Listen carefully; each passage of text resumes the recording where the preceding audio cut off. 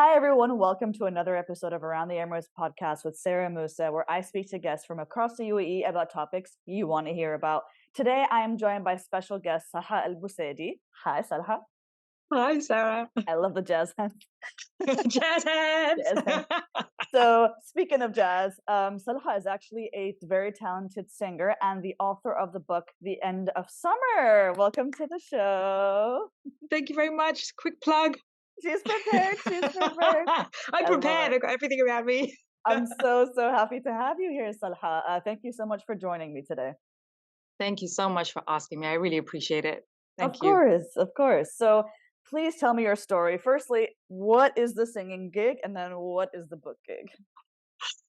So the singing gig, so I've always wanted to sing ever since I could make noise. I've been singing and dancing, doing my parents' nut in. And then I went to boarding school and everybody was like, oh God, here she comes. I'd be singing down the corridor. So I always wanted to sing. I had no idea how to get into it. And then I moved to Oman just by accident and ended up meeting some musicians. And I had a broken heart at the time. So jazz really spoke to me. And I had all these insecurities, obviously, we all do. But because I had my broken heart, I didn't care. And I just wanted to sing. And I just sang my heart out. And then I realized actually I gave up my day job. I was like, I don't want to do this. I want to do this for a living. Wow. So, yeah, much to my parents' chagrin, I quit my day job and started singing and then moved to Dubai. So I was there for almost 20 years. I started off in a small jazz bar at the Crown Plaza on Sheikh Zayed Road, the piano bar, and moved to Beirut, sang there for a little while, and then came back and went freelance. So I got my band, $1 Million Band, in 2005, and we just went from strength to strength. Alhamdulillah, we played like huge. We played the rugby sevens. I remember that was like one of my No favorite way. gigs. Yeah, do you know that song? And I said, "Hey, hey," I said, "Your turn," and and they all sang, and it was like this wall of sound that came at me. They all like repeated after me, and I sat down on my monitor, and I was like almost near tears. It was amazing. So yeah, I traveled the world with the band, and then COVID. So yeah. So like literally went um from like a full schedule to all of my gigs getting cancelled in March, all of them getting cancelled, all these huge gigs that we used to do. So actually it was kind of fun. My husband and I didn't see each other much because he is a photographer. I'm a singer. During the season, we're so busy. So we were having a ball. We were like not allowed to go out. This is awesome. And then an idea that had been Sorry, I I was said no one obsessed. ever. Honestly, said no one ever. Continue. I think we might be a bit weird. So then, yeah, then I started putting my book together because we were, Okay. I see. sitting So doing this is nothing. like the last couple of years. This is during the Yeah, pandemic is when you started writing your book. Okay. yeah, And what yeah. gave you the inspiration to write this book? So it's a little bit sad. My nephew died, and the funny thing is, when we decided to do this today, today is the anniversary of his death. Oh my God, Yeah, I'm so sorry. yeah. Yeah, it's okay. It was kind of, I honestly, I think that he would be loving all of this. I think he would be getting such a kick out of all of this. Yeah, I know. He was hilarious, sweet, What was his name? sarcastic, artistic. Yarub. Yarub. Yarub. Gotcha. Okay. Yarub, In yes. memory of Yeah. you, Yarub. Continue. So he died 11 years ago today. He was only 24. And the way that my niece described finding him is that he was locked in his bathroom. He was sitting on the floor with a cigarette in his hand, and the whole thing was ash. So he'd lit it, put his hand down, and obviously breathed his last breath. Mm. And she was the one who found him. She'd got a coin and opened the door from the outside and found him there. Oh wow. And this has stuck with me. I mean, that's a kind of story that really sticks with you, right? And it had been with me for years, just like feeling so bad for her. And because his funeral, it's funny because when I talk about it, a lot of people really resonate with this. At his funeral, we laughed a lot because he was hilarious and we were all telling stories about him, funny stories Mm. about him, and we were just giggling and laughing. And I swear I felt like he was there with us. I felt like he was enjoying the jokes, but also I was keep thinking like, if he's there, then he must be scared as well. Islam, we believe heaven and hell and punishment and rewards. And so over the years, it just kept occurring to me, like how was he feeling? Was he worried that we'd be sad? Was he terrified of what was going to happen next? So I kept wondering what happens to the soul. Islamically, I did my research. And so anyway, this whole story started coming together about a soul that was watching people mourning. But I made it a girl, and I made the circumstances different, and I made the family a little bit different. And honestly, wallah, I just suddenly came up with 80,000 words. And suddenly I had a book. Yeah. Wow. And because I didn't know what I was going to do or how I was going to resolve the whole story, and I got to the end and I was like, I like that. I think that's good. So I Nice. started looking for a publisher and got one, and here it is. There's the book. Fantastic. I'm just going to applaud you right here, right now for that. That's incredible that you use something. It's almost like you found closure in the passing of your nephew, to being able to tell his story in a different light, but also remembering his funny memories and honoring him in a special way. Yes. So that was a very touching story. Firstly, thank you so much for taking me through that. That's something that it's important for us to be able to like talk about these tragic events that happen to us, and to help people understand Yes. that it's okay to talk about it, and that's how it helps you to move on from the feelings at the time. So my next question is, what would you say has been your biggest obstacle, and how have you overcome it? Um, let's see. For this book, everything flowed. It was fine. There was no writer's block. I just Oh, started tippy tapping. Yeah, it was awesome. kind of weird. Tippy tapping. Yeah, tippy tapping. That's what I love that. husband calls it. Tippy tapping. And it just, I didn't know how, like I said, didn't know how I was going to resolve it, what was going to happen to her. Yeah. And it just kind of appeared. And because everybody's like, oh, I really liked it. It was hilarious. It was sad. We can't wait for the next one. And now I'm like, what? Number two. Oh no, we're going to have to come up with something. So I think that's probably going to be an obstacle.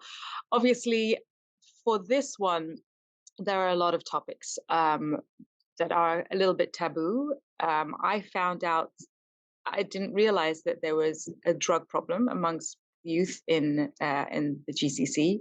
Can I Hmm. say that? You can say that. Um, That's okay. Yeah, and I didn't realize until, my nephew and his sort of age group were sort of telling me the kind of drugs that you can get. I was shocked. Mm. Um, and I thought it would be good for us because at one point the 18 people died in Oman from heroin overdose. And I wanted to talk about that because we need to, if we don't talk about it, we can't solve it, Of right? course. So I felt like we needed to discuss it. There's also a couple of, I talk about patriarchy, I talk about Islam, of which I'm a big fan, by the way, I'm a huge fan.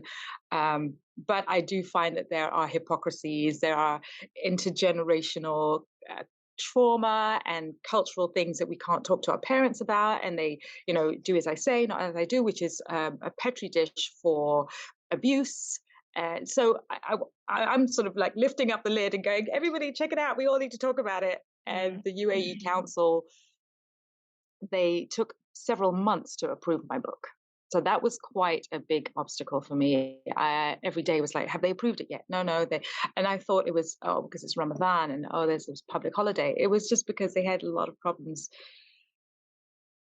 The ladies there said, look, we know that this happens. We know that this is a problem in our culture, but we can't talk about it. I'm like, but it is. So we need to talk about it. Oh, I think we're at the point now between baby boomers, Gen X, and Millennium Gen Z of where we're going to have to talk about things Mhm. because um, these things will come out. We can't keep sweeping it under the rug. Otherwise, we're going to trip over it eventually. Mhm. So yeah, that was a bit of an obstacle. The fact that they thought that Oman would not like what I'd written. And so I'm still waiting for reactions to come out of Oman. Let's hope they don't through this episode. Yeah. But that's interesting. I mean, and one of my previous guests, he was a recovering addict in general, like across alcohol, Oh, drugs, and everything. And he's a life coach who helps people work in their journey for recovery. So it is definitely a topic that is becoming more frequent in our society today. Um, but I guess one thing that is important for me on this podcast is to be able to raise awareness for things. Obviously, we can't go into too many details, but it's important to know that if people out there do need help, if people out there are using different sources of let's say happiness, or trying to achieve happiness, or trying to achieve pleasure in a different way, that there is help out there if they need it.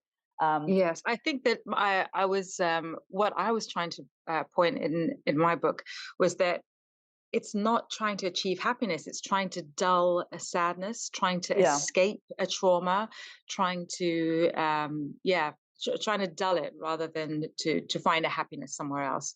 And because we cannot communicate with our elders, and we can't express ourselves, yeah, I talk about cutting as well.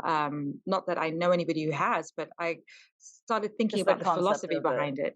Yeah, Yeah, and why people do it, and why people dull themselves with alcohol or escape with drugs. right. And that's really my hope that that we will start figuring out why people go into that stuff rather than punishing them for doing it. We need connection. I Of don't know if you know course.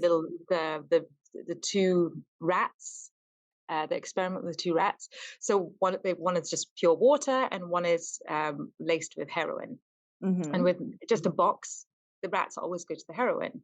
But when Mm, it's like playthings and toys and food and other rats, and they never go to the heroin one, they always go to just the right. plain water, because they have connection and they have Mm, things to do, and other rats to communicate with. I But see. when you feel disconnected and you have nothing else, then you go for what, just something that can give you anything. Mm. Wow, that's a very interesting way to put it. I've definitely learned a lot just hearing you talk about this, and I would love to know, where is your book available? Where can people get it? Thank you, Sarah. Yes. Okay. So I know it's in Kinokuniya. I want to say that right, in Dubai Sure you Mall. did. It's also in Magrudy's and Virgin. Um, the my my publisher is called the Dreamwork Collective, so you can also get Gotcha. it on their website, the Dreamwork Collective, and it's also on Awesome. Amazon. You can get it Kindle, you can get it Audible, you can get it on Amazon Oh, AE. They like nice. deliver the next day. Yeah, they're Nice. awesome. They were the best ones in the world. Amazon.ae. Like in England, they were waiting for a couple of weeks. Oh, In wow. Dubai, yeah, in Dubai they were delivering next day. The day it was released, because there were pre-orders. The day it was Mhm. released, people were getting it at 9 a.m. and like Oh, sending me wow. pictures. Yeah, such a nice feeling. Eh? That's Yeah, I know. awesome. So, It's awesome. my one last question for you is, what would be kind of, as an author, who's, you've had your first book out, you're about to start on your second one. What would be your word of advice to listeners? Like, what's one message you want them to take away from this episode? Okay, one lesson. Do I only get As one? as many as you want, girl, as many as you want. Okay, because I thought you were going to ask for people who want to start writing. My advice is start writing. Just start. You never know what's going to happen that day. Some beautiful miracle might come out of your tippy tapping. Or it might be rubbish, and that's what the delete button is for. Um, and just, okay, I want to connect. So I want to say so many things with this, but there's like a big spoiler and I can't. But my big advice to everybody is read the book. It's for somebody that you know, if it's Mood. not for you, because it's a cross-cultural kind of thing. She's very British like me. She's very British, but she's Zanzibari Omani. So she's from two cultures that are actually diametrically opposed. And a lot Mm, of us are like that. A lot of us are very modern, but we have traditional parents, or we right. feel very Muslim, but we also feel like we want to do something mad like sing, or something that's against what we've been taught. Some of us want to connect with our parents, but we've been told, don't answer back, or do as I say. No, So 100%. right? I mean, we're sort of at the cusp of this generational chasm. Like we kind of are going to fall in, or we're going to make a bridge, and we're going to be able to communicate with each other. And there's so many things when you are not allowed to communicate that just happen in the shadows, and we cannot allow that stuff to happen anymore. I'm a feminist. I want equality. I want equity. And like I say, I love my religion, but there are some things that we need to, Yeah, take away no. from those the fossils. Yeah, no, I totally hear you. I mean, I myself, like, I was born in Saudi, raised between Canada, Saudi, and the UAE, but by culturally, ethnically, I'm Egyptian. Like, my ancestry is Egyptian, so the English versus the Arabic versus, are you Canadian? Are you Egyptian? No, but you've lived in the UAE most of your life, so totally, I think we can all relate to this Where are extent. you really from? This is like the thing, This right? is the I'm question. English, I'm British because I was born there. I'm living in Zanzibar now. My parents are from Zanzibar, but they don't even treat me like one because my Swahili is awful. Yeah, yeah. When I go to Egypt, they say, you're just pretending to be Egyptian, right? Like, why are you making fun of us? Like, stop trying to pretend to be Egyptian. I'm like, dude, wallah, I'm Egyptian, man. I know But it's like, but the world is getting smaller because we are just all over the place, right? We're our tentacles have stretched, and I think this is going to start becoming the new norm.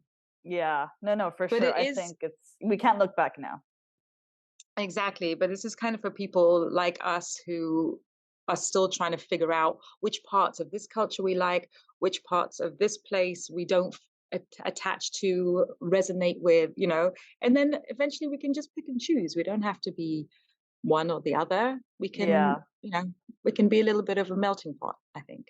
And it's awesome that you cover all these topics in your book. So excited to read about it. Like whether it's from religious situations to, like you said, mental health, so to speak. With self harm and such, and plus talking about the cultural differences. I think it would resonate with a lot of people in a lot of different ways. So Yeah. everybody, pick up your copy of the book through Amazon. Got it Kindle, got it audio or Audible. Sorry, Audible right there.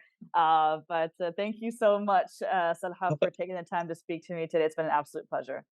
Oh, it's really been nice. Thank you so much, Sarah. I appreciate it. Thank you. Of course. Take care, guys. Bye.